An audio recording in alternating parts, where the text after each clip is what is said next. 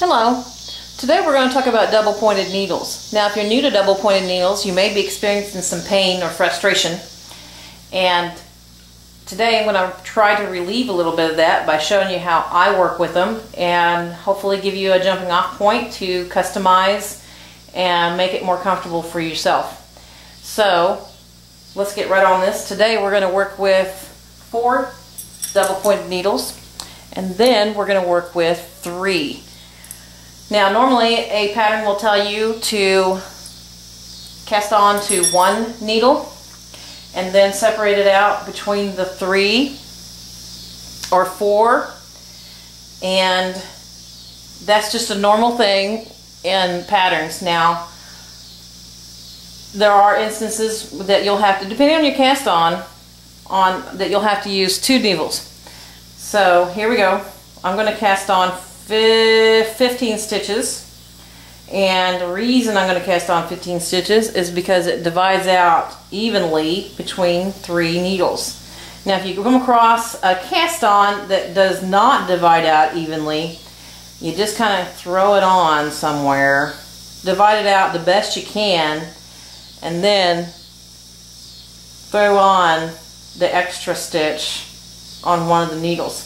What I do, just a little tip, is make 2 of the needles the same amount, and then either the first or the last I add that extra. That way I know where I'm at on my row. Okay, so we have our cast on stitches, and we need to pick up an extra free needle and separate these things out. So what you do is you just stick your needle in there. You're going to do a slip stitch purlwise 5 times, so you can transfer these stitches to your new needle.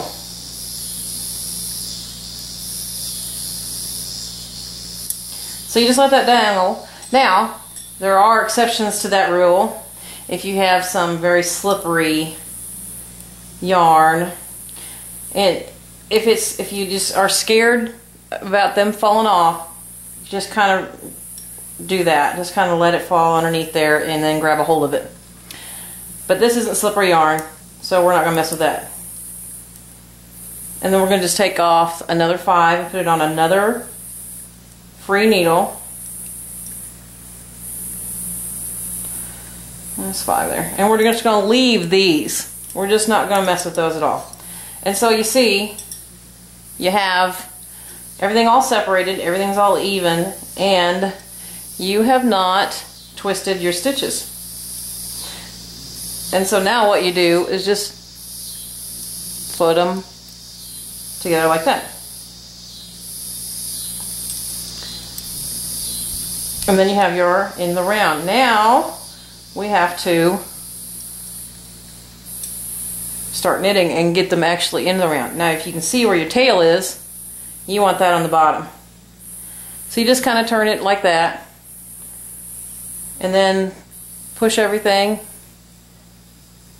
to where you can actually get a hold of it. And then I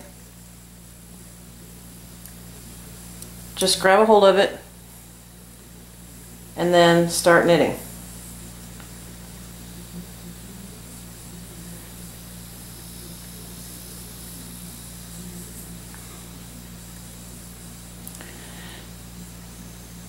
As you can see, I'm just barely holding on to this. I don't know if you can see that. Can you see that? I'm like not even holding on to it hardly. Just to make sure it's staying up in there. So I'm just going to start knitting. And everything will go weird on you. See how it just looks like a jumbled mess? Looks like you're wrestling a porcupine, I hear a lot. I hear that analogy a lot, and that kind of fits, actually. But it won't look like that after a while, I promise. And you can see this needle here is just doing whatever it wants to, and I'm going to let it because it's not hurting anything. Just let it fly, and again, I am barely holding on to this. I hope you can see this.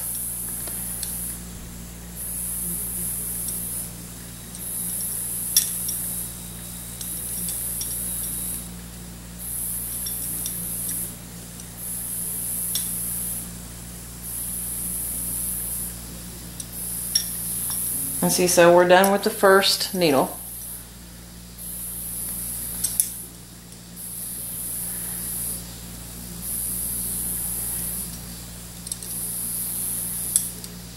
And now the next one.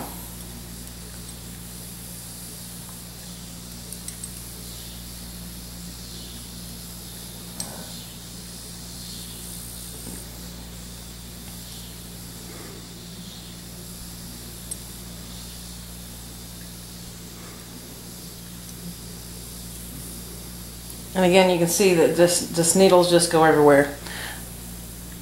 All you need to be concerned with is the needle you're working on and your working needle. Just let the other ones go. Don't even worry about them. See, I hardly even have any grip on any of the other ones. I'm just holding on to the needle I'm wanting to work with.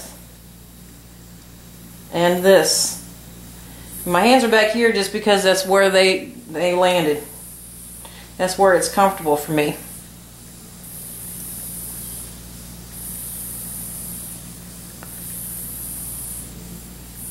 Sometimes you gotta grab a hold of it and help it down the needle.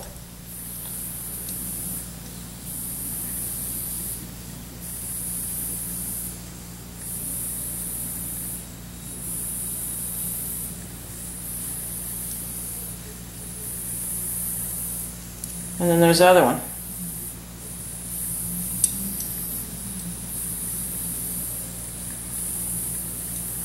Now we get to the final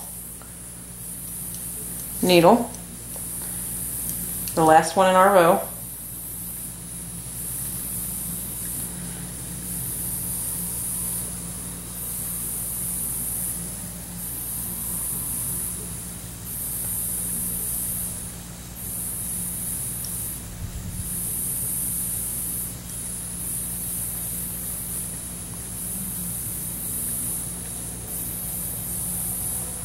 And again, you see, the only ones I got a hold of are the two I'm working with.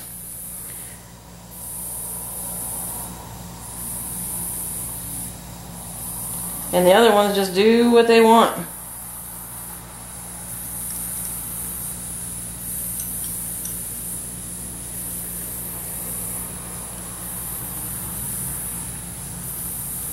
As my dad used to say, don't worry about it, it'll follow. You just be concerned with what you got in your hands. And looky there, you just did your first row. Everything looks all good and pretty. You haven't twisted any stitches. I'm so proud of you. Let's do another row. And then we will go to working with two needles, or three needles. Two actually working it, and then three. Two with the project on it, and then working it with the third. There, that's what I said. That's what I meant.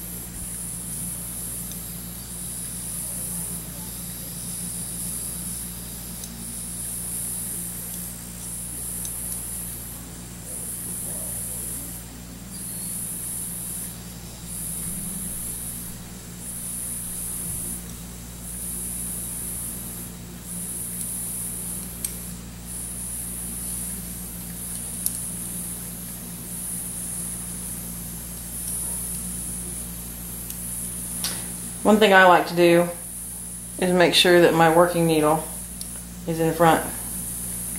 It gives me more grip. It gives me more control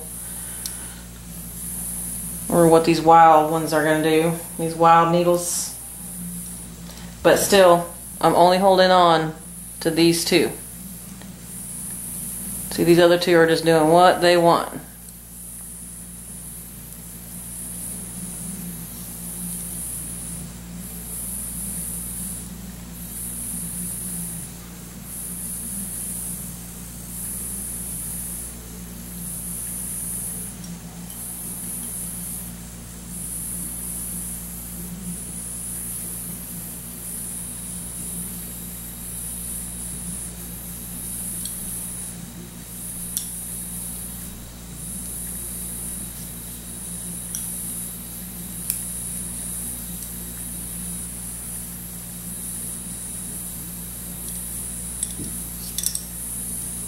At the end of the row. Works for me. So there you have it.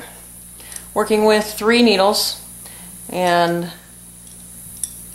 hopefully I have helped you. If you have any questions, please let me know. But we're going to go now to the working with 2 needles, and I will be right back.